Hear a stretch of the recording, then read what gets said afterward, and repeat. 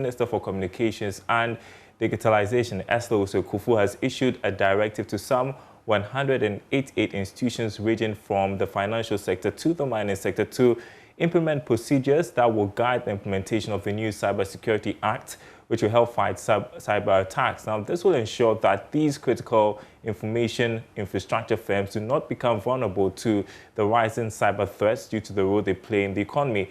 Eslo Kufu was speaking at the official launch of the National Cybersecurity Awareness Month. Here's more from the event, which also saw the unveiling of the National Cybersecurity Authority and its office in Accra.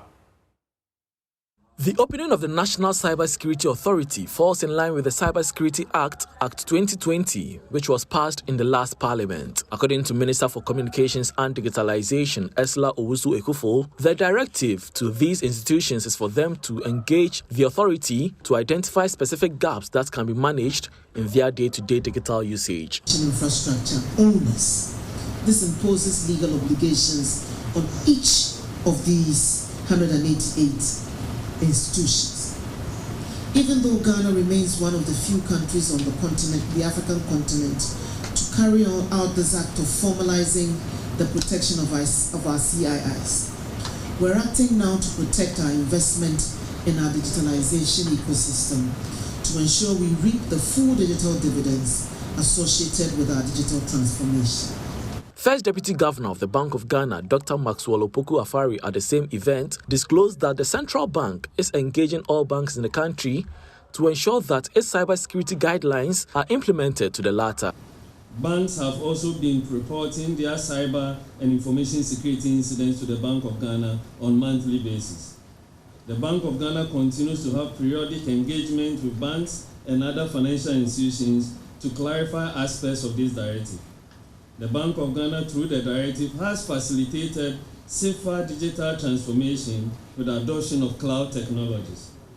Meanwhile, Acting Director General of the National Cybersecurity Authority, Albert Ntwiboese-Akon, explains to Joy Business that the authority is working with the firms to ensure all procedures are put in place to avoid any attacks. So, subsequently, a notification has gone to close to 200 institutions across 13 sectors that the minister mentioned, and that forms the first legal process for the identification. Now, authority, which has been outdoor today, has a mandate to do the registration.